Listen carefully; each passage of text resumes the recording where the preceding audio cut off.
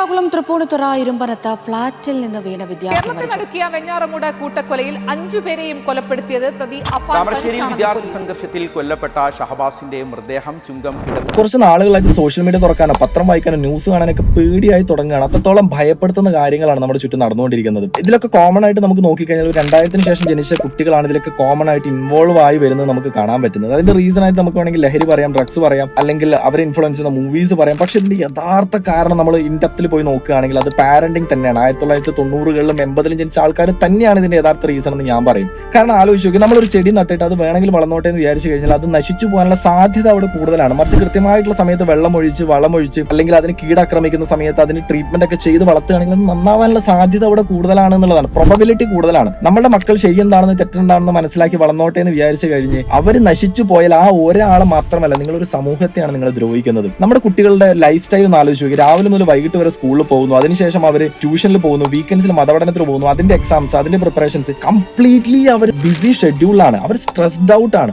ആ ഒരു കുട്ടികൾ വയലന്റ് ആവുന്നുണ്ട്, നമ്മൾ അവരെ കുറ്റം പറഞ്ഞിട്ട് എന്താ കാര്യം? ക്രൂവൽ ആവുന്നുണ്ട്, നമ്മൾ അവർ കുറ്റം പറഞ്ഞിട്ട് എന്താണ് കാര്യം? അവർ ലഹരിയുടെ പുറകെ പോകുന്നുണ്ട്, നമ്മൾ അവർ കുറ്റം പറഞ്ഞിട്ട് എന്താ കാര്യം? കാരണം അവരെ പ്രോപ്പറായിട്ട് നമ്മൾ ട്രെയിൻ ചെയ്യിപ്പിക്കുന്നില്ല. അവരെ പ്രോപ്പറായിട്ട് അവരുടെ ബ്രെയിനോ അവരുടെ പ്രൊഡക്ടിവിറ്റിയോ ഫ്രൂട്ട്ഫുൾ ആയിട്ട് ഉപയോഗിക്കേണ്ട സാധനത്തിലേക്ക് നമ്മൾ ഇൻവോൾവ് ചെയ്യിപ്പിക്കുന്നില്ല എന്നുള്ളതാണ്. അവരുടെ കാരണക്കാർ നമ്മളാണ്. 90-ലും 1990-ലും 1980-ലും ജനിച്ച ആൾക്കാർ തന്നെയാണ്. അവരെ സോഷ്യലൈസ് ചെയ്യിപ്പിക്കുക, ആർട്സിലേക്കും സ്പോർട്സിലേക്കും അവരെ ഇൻവോൾവ് ചെയ്യിപ്പിക്കുക. അതിനുള്ള സമയം പാരന്റ്സ് കണ്ടെത്തണം എന്നുള്ളതാണ്. നമ്മൾ ഒരു ദിവസം മൊബൈൽ ഉപയോഗിച്ചാൽ അത് എത്ര ടൈം നമ്മൾ ഉപയോഗിച്ചു നമുക്ക് അതിലേക്ക് ട്രാക്ക് ചെയ്യാൻ പറ്റും. ഇതുപോലെ നമ്മൾ നമ്മുടെ മക്കളുടെ കൂടെ എത്ര ടൈം സ്പെൻഡ് ചെയ്യുന്നുള്ളതൊന്ന് ട്രാക്ക് ചെയ്ത് നോക്കിയാൽ അവരെ നല്ല രീതിയിലേക്ക് ഇൻവോൾവ് ചെയ്യിപ്പിക്കാൻ, സോഷ്യലൈസ് ചെയ്യിപ്പിക്കാൻ, മണ്ണെന്താണെന്നോ മനുഷ്യൻ എന്താണെന്നോ ദാരിദ്ര്യം എന്താണെന്നോ ലൈഫ് എന്താണെന്നോ അറിയിക്കാൻ വേണ്ടിയിട്ട് നമ്മൾ എത്രത്തോളം ടൈം സ്പെൻഡ് ചെയ്യുന്നുള്ളത് ഒന്ന് ട്രാക്ക് ചെയ്ത് നോക്ക്. എന്നിട്ട് ഇത്തരത്തിൽ ആൾക്കാരെ കുറ്റപ്പെടുത്തും. നമ്മൾ ഇതിന്റെ ഈ മറ്റെല്ലാ ചർച്ചകളിലും പോലെ കുറച്ച് നാൾ ചർച്ച ചെയ്തു, അതിനുശേഷം ഇതിന്റെ എക്സ്ക്ലൂസിവിറ്റി പോകുന്ന സമയത്ത് അടുത്ത വിഷയത്തിന്റെ പുറകെ പോകുന്നത് പോലെ ആവരുത് എന്നുള്ളതാണ് എനിക്ക് ഇതിൽ പറയാനുള്ള റിക്വസ്റ്റ് എന്ന് പറയുന്നത്. കാരണം ഇത് വലിയൊരു സമൂഹത്തെ, വലിയൊരു തലമുറ ഇല്ലാതാക്കുന്ന ഒരു കാര്യമാണ് ഇത് ചുറ്റും നടന്നുകൊണ്ടിരിക്കുന്നത്. അതും നമ്മളുടെ പലരുടെയും കെയർലെസ്നെസ് കൊണ്ടാകുന്ന സമയത്ത് നാളെ നമ്മൾ വലിയ രീതിയിൽ റിഗ്രറ്റ് ചെയ്യേണ്ടി വരും. നമ്മൾ ഈ പത്രം വായിക്കുന്ന സമയത്തോ ന്യൂസ് കാണുന്ന സമയത്തോ മാത്രം നമ്മൾ ഇതിനെപ്പറ്റി ചിന്തിച്ചാൽ പോരാ. അതുകൊണ്ട് തന്നെ പാരന്റിങ് നന്നായിട്ട് ശ്രദ്ധിക്കുക, അവരെ സോഷ്യലൈസ് ചെയ്യിപ്പിക്കുന്ന കാര്യത്തിലേക്ക് ഇൻവോൾവ് ചെയ്യിപ്പിക്കുക, നല്ല മനുഷ്യനായിട്ട് വളർത്താൻ. സച്ചിൻ ടെണ്ടുൽക്കർ അച്ഛൻ പറഞ്ഞ പോലെ നീ എത്ര വലിയ